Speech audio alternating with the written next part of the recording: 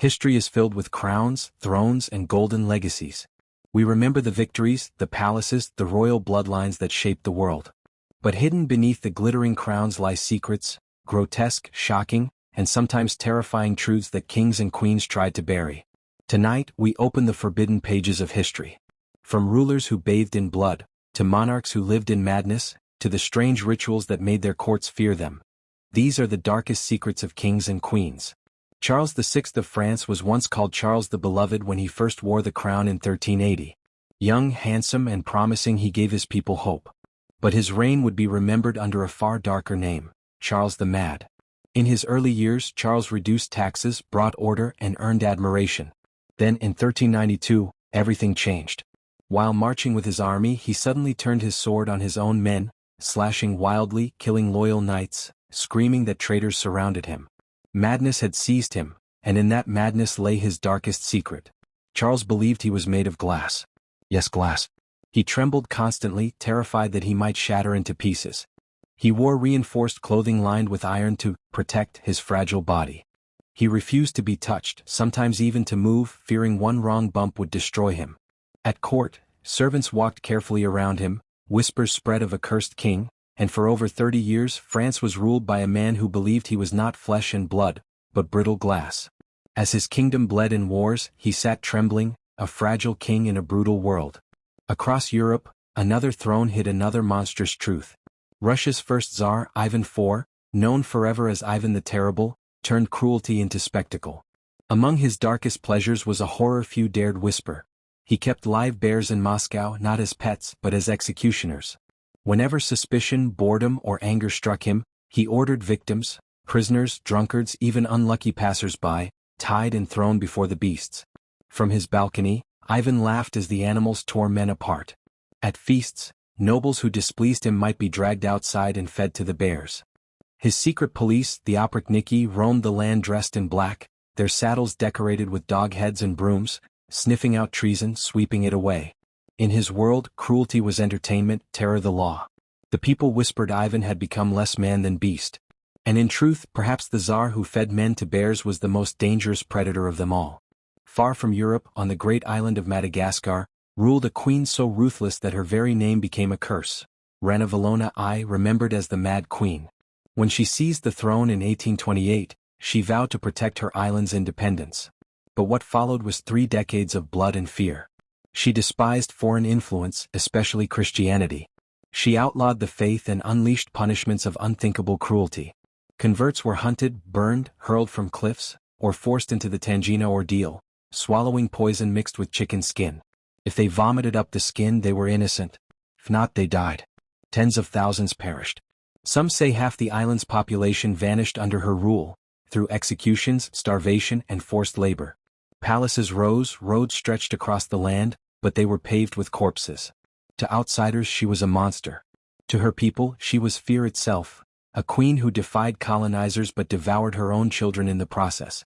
In Egypt, centuries earlier, another throne concealed another truth. Cleopatra, the last queen of the Nile, is remembered as a goddess of beauty, a seductress of emperors.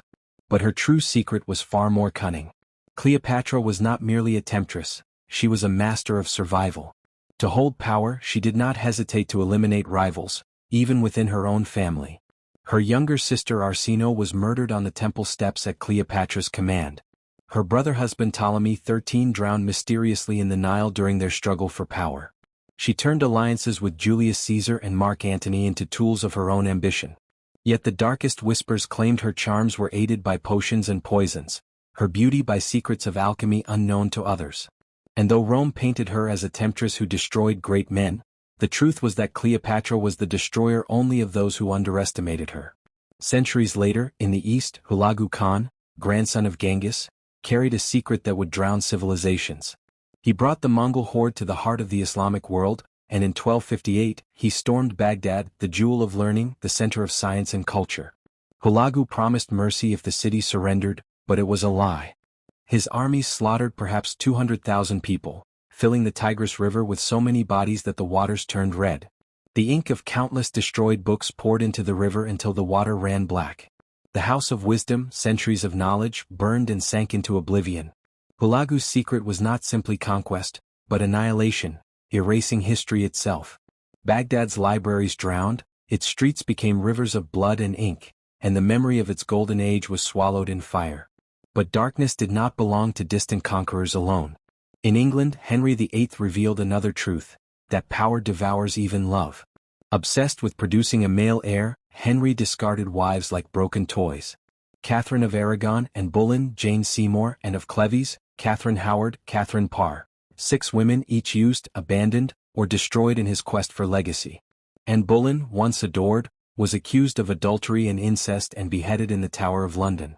Catherine Howard, barely more than a child, met the same fate. Henry's secret was not lust alone, but terror cloaked in romance. To marry the king was to risk death, to love him was to gamble with one's head. The great Tudor court glittered in silks and jewels, but beneath its splendor lay the screams of queens. Rome, too, knew rulers whose darkness became legend. Nero, young and handsome, rose as emperor at 16. At first promising, he soon turned to paranoia. He murdered his own mother, stabbing the very woman who secured his crown. He fancied himself an artist, forcing nobles to watch his endless performances under threat of death. Then came the Great Fire of Rome. For 9 days, flames devoured the city. Some said Nero himself lit the spark, playing his lyre as it burned. What is certain is that he seized the ruins to build his glittering golden house. To escape blame, he accused Christians, unleashing the first great persecution. Men and women were torn apart by beasts, crucified, or burned alive to light his gardens. Rome itself became a torch for his madness, and when rebellion rose, Nero ended his life whispering, "What an artist dies in me." In Spain, Queen Isabella of Castile was remembered as a unifier, the queen who sent Columbus west. But her legacy carried a darker stain, the Spanish Inquisition. Obsessed with purging her land of heresy, Isabella unleashed tribunals of torture. Jews, Muslims, and even Christians suspected of false faith were imprisoned, stretched on racks, crushed, or burned alive. Public squares filled with the smoke of human sacrifice in the name of purity. In 1492, the very year Columbus sailed, Isabella expelled all Jews from Spain. Families who had lived there for centuries were forced to flee or die. Her unity was built not on faith but on fear, and the fires of her Inquisition burned for centuries. And then there was Caligula. At first adored, the young Roman emperor soon revealed a madness unlike any before him. He declared himself a living god, demanding worship. Statues of himself replaced those of Jupiter. Guests at his feasts were executed for amusement. He adored his horse, Incitatus, giving it a marble stable and golden feed. Some whispered he planned to make it a senator, mocking the empire's dignity. Darker whispers accused him of incest with his sisters, of stealing wives from their husbands, of humiliating senators with obscene acts. His reign lasted only 4 years before his guards stabbed him to death in a corridor. Yet his memory lives as Rome's monster, proof that power unleashed can destroy all dignity. Even in Russia, brilliance was shadowed by scandal. Catherine the Great rose from a German princess to Empress of Russia. She seized power in a coup, her husband Peter III strangled under mysterious orders many believed were hers. She brought enlightenment and expansion, but also rivers of blood and peasant rebellions crushed without mercy. Her personal life too fed scandal. Dozens of lovers passed through her court, younger men gifted wealth and titles. Her enemies spun vile rumors, the most infamous that she died in intimacy with a horse, a lie crafted to shame her forever. The truth was different but no less dark. Catherine ruled with cunning, betrayed without hesitation, and left a legacy that glitters in history but reeks of betrayal and scandal behind the crown.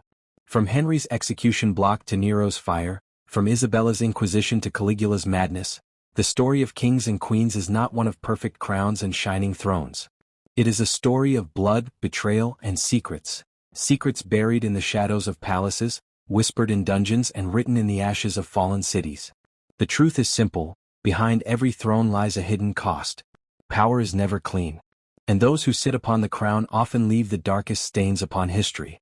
This has been the 10 darkest secrets of kings and queens history tried to bury. And if you think we have reached the end, remember, the throne never runs out of secrets.